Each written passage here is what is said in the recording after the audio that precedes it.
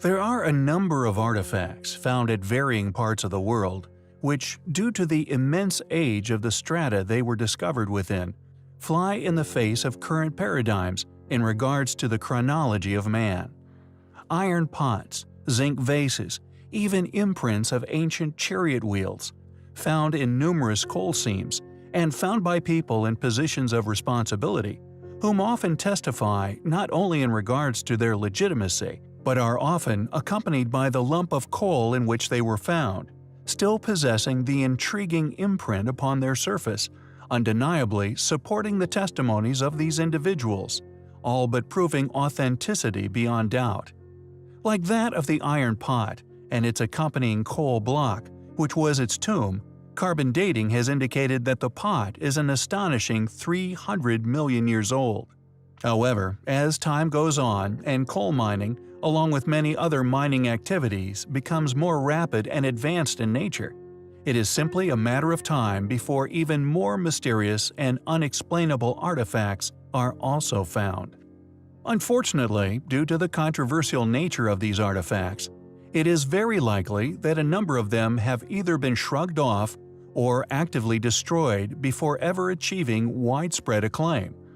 However, fortunately, the next artifact of interest, just like that of the many others we have previously covered, can not only be seen as yet another smoking gun, indicating that there has been a number of advanced phases within human civilization, but yet again, this timeline could, in all possibility, date back an astonishing 300 million years. Although modern society has been taught that we are at the height of human accomplishments, many of these techniques we currently claim as our own accomplishments could have been achieved an unimaginably long time ago, far back within Earth's history. Dated to the same age as that of a number of other artifacts which we have covered in the past, a group of brass doorknobs were once abandoned, eventually finding their way into a coal seam, which has been dated as 300 million year old geology. Found still encased within this ancient strata, these astonishing artifacts are undeniably of an incredible age.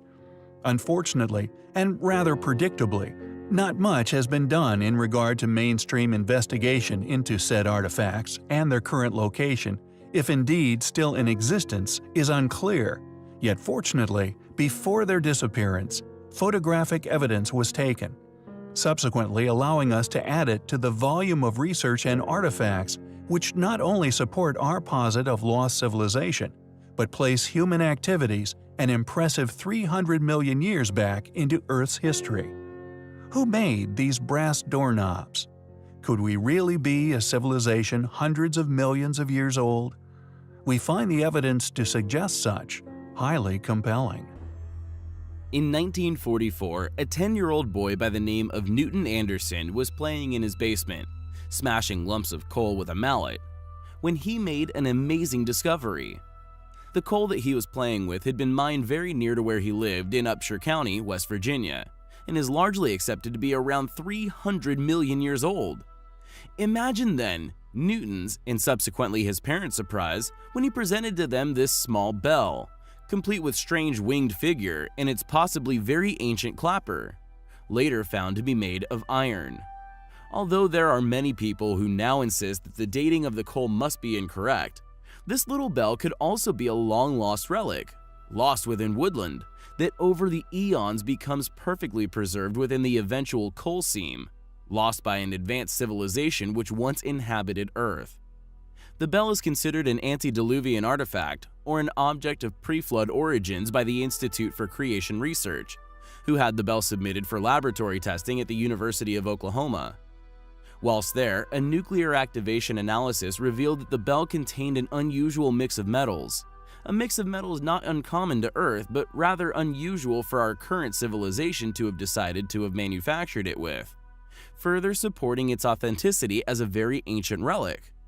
Later on in his life, Newton Anderson spent a great deal of time researching the figure atop the bell. He discovered similarities to the Babylonian southwest wind demon called Pazuzu. The demon typically is shown with a prominent headpiece like the bell figure.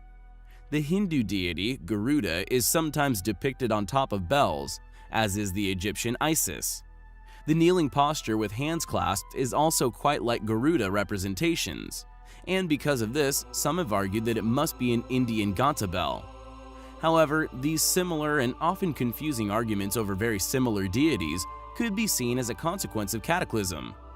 Past civilization and the mythologies briefly retained, and all recorded at a time before such belief systems became too clouded with other outside influences. Another rare artifact is this strange handle, also found in coal and fortunately photographed before it vanished forever. Totally petrified and reportedly appeared to have virtually turned to coal. According to those who briefly investigated it, the handle appeared as well made as any modern handle. What do you think regarding these strange objects? Can coal form and objects petrify faster than we have ever witnessed? Or are these relics indeed millions of years old? Thanks for watching, guys, and until next time, take care. Lake Superior, the largest of the North American Great Lakes. It is also the largest freshwater lake in the world by surface area. Believed to have first been inhabited 10,000 years ago, after the retreat of the last ice age. However, there exists copper mines upon many of the lake's islands, which many researchers have concluded to be prehistoric. A sophisticated array of tunnels litters the islands, or more specifically, all of North America.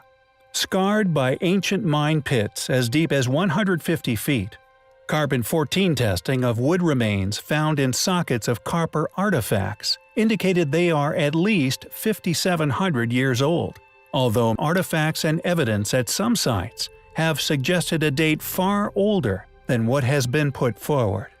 For example, some investigators believe that the mines were not even built by humans, but are the remains of a sophisticated mining operation that was once undertaken by alien visitors many thousands of years ago. Similar in scale to the ancient Carolina mica mines, mica being a material which we use in electrical components. It must be noted that all of these prehistoric mines show evidence of being abruptly abandoned. Whether this is evidence of the death of an unknown king or queen, or evidence for catastrophe is unknown. All along Lakeshore are vestiges of this once highly successful ancient operation. The most astonishing of remnants cataloged publicly has to be the enormous lump of pure copper found in 1771 near the bank of the Ontonagon River. In 1945, it was floated downriver on a raft by a James K. Paul and was eventually appropriated by an agent of the United States government. It was then shipped to Detroit and on to Washington, where it eventually slipped into the bowels of the Smithsonian. Known as the Ontonagon Boulder, it weighs 3,708 pounds. It was apparently well known to Native Americans. According to the Keweenaw Bay Indian community, the boulder was used by tribe members to make offerings to its manito, or spirit, to seek improvement in their health and well-being. Just how old is the Ontonagon Boulder, or indeed, the mine from which it came? Although many would like you to believe the mines are less than 5,000 years of age, we think many factors surrounding them suggest that they are far older than that. Dorchester, Massachusetts, USA, in 1852, at Meeting House Quarry, workers were using dynamite to break up the bedrock when an explosion threw an artifact into the light of day after spending many thousands of years under the earth. According to geologists, the Roxbury Rock, in which this mysterious artifact was embedded, has been dated as having accumulated between 570 and 593 million years ago during the Ediacaran period. Imagine their surprise when workers spotted a metallic object amongst the debris of the explosion, still partially embedded in a chunk of rock, and now sheared into two pieces from the forces of the blast. A zinc vase covered in flower decorations painted in solid silver. The bell-shaped pot is around 4.5 inches tall and about 6.5 inches long, and was noted as being exquisitely made.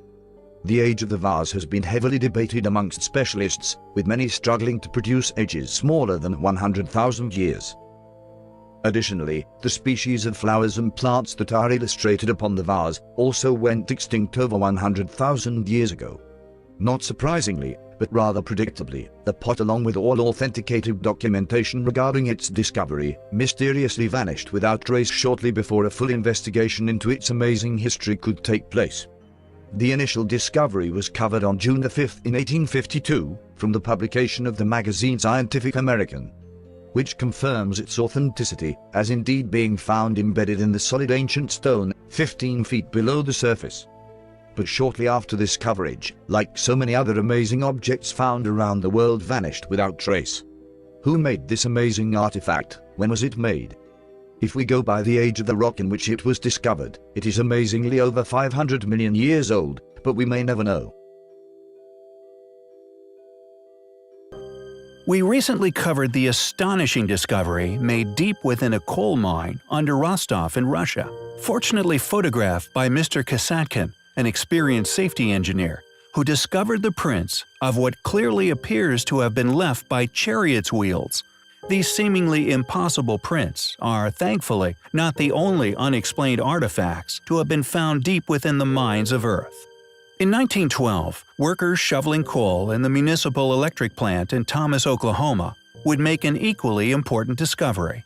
As they were breaking up the large lumps of coal in preparation for the furnaces, to their surprise, a small iron pot would be ejected from one of the chunks. Several experts would examine the iron pot over the following few days, all declaring it to be genuine. Apparently, the imprint of the pot could also still be clearly seen in the broken chunks of coal that had encased it for, in all possibility, millions of years. According to Robert O. Fay of the Oklahoma Geological Survey, the Wilburton Mines coal, in which the pot was found, is an incredible 312 million years old. The cup is now displayed at a private museum in southern Missouri. It was fortunately photographed by Robert Nordling, who sent a copy to Frank Lewis Marsh, emeritus professor of biology at Andrews University in Berrien Springs, on 10 January 1949. He forwarded the images to Wilbert H. Rush in 1971. Rush was a professor of biology at Concordia College. This means that we now have several artifacts we know to be in existence, which, according to modern understanding as to the age of coal, are over 300 million years old. The pot is still within a private collection of an unknown collector. During such events as a pyroclastic flow, complete human forms can often be preserved in a fixed position, turned to ash in an instant. Someone turning into a stone fossil with age, however, was thought to be an impossible scenario. That was until 1898, when an extremely controversial discovery was made deep within a copper mine. Although several reports have surfaced over the years of this most peculiar of discoveries, only one has ever managed to stay around long enough to be officially documented. Deep within an old copper mine in Chuquicamata, an ancient stone woman, complete with basket and tools, was discovered, and although a date of only 400 years was preliminarily given, it is clear to the many involved that she is far older than that. The discovery was examined closely by José Toribio Medina, a central figure in Chilean archaeology at the time. He described his findings as follows. The body is that of a female. The depth of the soil where the corpse was found was no more than 6 to 8 feet, and the miner was probably searching the mountain when a sudden collapse buried her. The miner, feeling that the mountain was breaking down, lifted her arms up to protect her head, the position in which her body is preserved. This discovery, although the only one of its kind, is highly controversial, and we suspect this may be because certain individuals are aware of its true antiquity. Beside the body were the remains of a basket, a stone sledgehammer, several stone shovels, sharpened pieces of wood, and a torn bag made of animal hide, all leading to the conclusion that this mummy dates from a very distant time within our history. After more recent analysis was conducted, it was discovered that it was actually a man, strangely. He also has an unusually shaped skull, and a green hue from sulfate and chloride within the copper. It is thought this may have been one of the contributing factors in his marvelous preservation. The Copper Man of Chuquicamata is extremely difficult to research. and although he is clearly of considerable historical importance, his whereabouts may continue to remain vague. Regardless of his known whereabouts, his existence will forever lend credence to a forbidden history here on our planet.